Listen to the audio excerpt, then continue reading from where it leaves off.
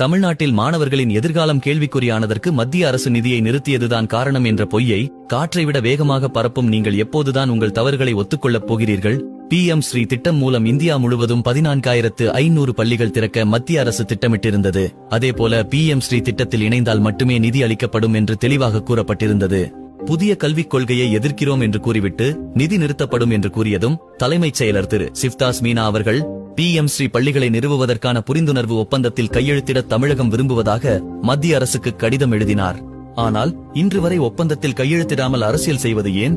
இதற்கிடையில் பள்ளிக் கல்வித்துறை அமைச்சர் திரு அன்பில் மகேஷ் அவர்கள் மாநில அளவில் ஒரு குழுவை அமைப்போம், அதன் வழி PM ஸ்ரீ பள்ளிகளை நிறுவும் சாத்தியக்கூறுகளை ஆராய்ந்து முடிவெடுப்போம் என்று கூறியதாவது உங்களுக்கு நினைவிருக்கிறதா? அந்த குழு என்னவானது? 2021ஆம் ஆண்டு முதல்வர் ஸ்டாலின் அவர்கள் தமிழகத்துக்கான கல்விக் கொள்கையை உருவாக்குவதாக அறிவித்தார்.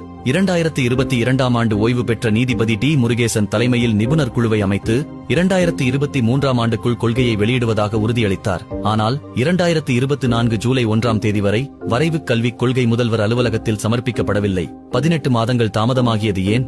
தரமான கல்வி மூலம் மாணவர்களின் வாழ்க்கை மேம்படுத்த மத்திய அரசு திட்டத்தை அமல்படுத்தினால் மத்திய அரசின் கல்விக் கொள்கையையும் செயல்படுத்தாமல் மாநில கல்விக் கொள்கையையும் அமைக்காமல் ஒட்டுமொத்த தவறையும் உங்கள் மீது வைத்துக் கொண்டு மத்திய அரசு நிதி ஒதுக்கவில்லை என்ற பொய்யை மட்டும் காலம் காலமாக கூறி வருவதை எப்போது நிறுத்தப் போகிறீர்கள்?